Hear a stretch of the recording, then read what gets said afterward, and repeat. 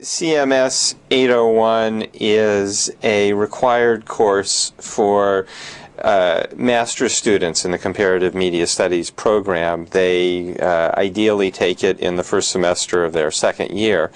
And the goal of the class is to provide them with some historical depth and perspective on media change. In other words, most of these students come to the program with some background in a media industry or with an undergraduate degree in which they majored in a series of studies that is relevant to CMS. But many of them don't have that kind of historical perspective. And the goal of the class is to look at earlier points of media change. In the version of the class that I teach, we began with the transition from scrolls to codex books, in other words, the book as we know it today, which takes place around 400 AD. And we move forward through the advent of the printing press in Europe.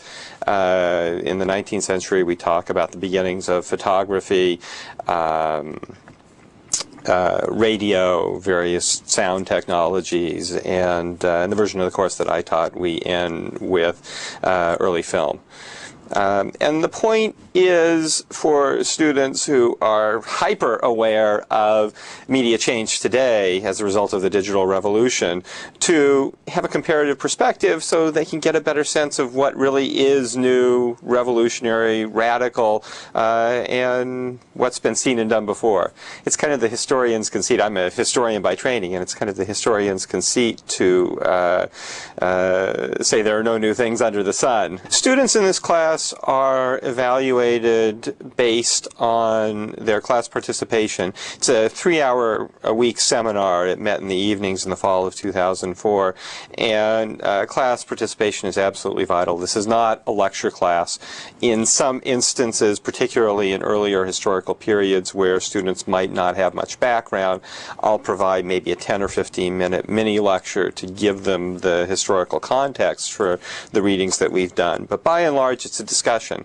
So part of the evaluation method is simply their contribution to the class discussion.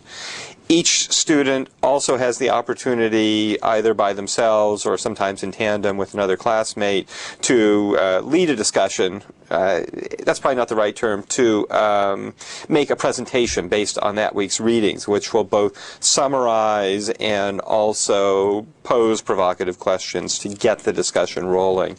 The presentations were often quite interesting, involved PowerPoint presentations or the use of websites.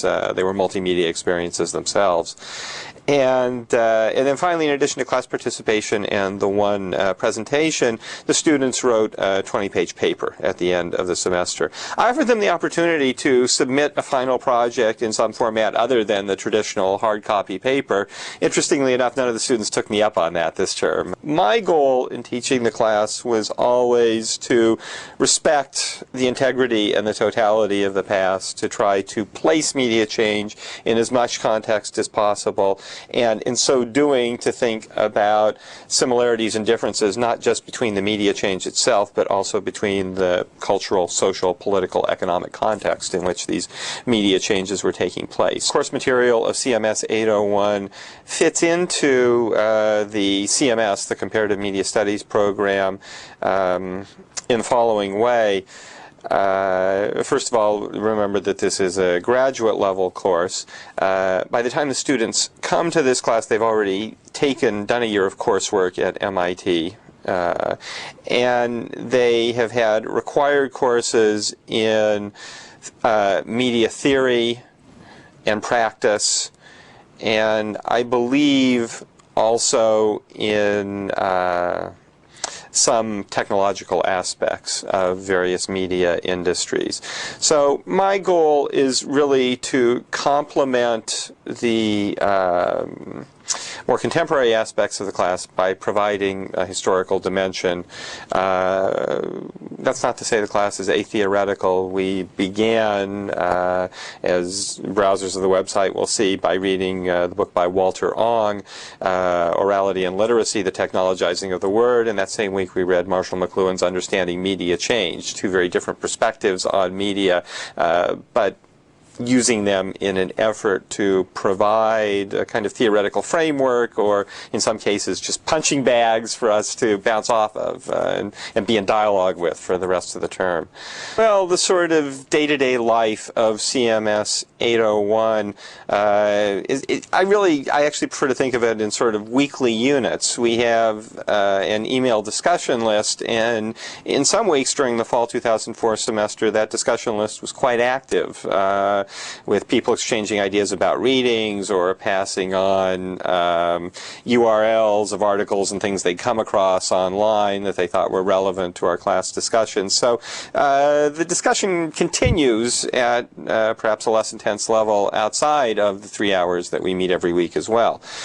Within the 3-hour class, the pattern typically is I will begin with a few administrative announcements, and then I turn things over to the student or students who are presenting the material that week.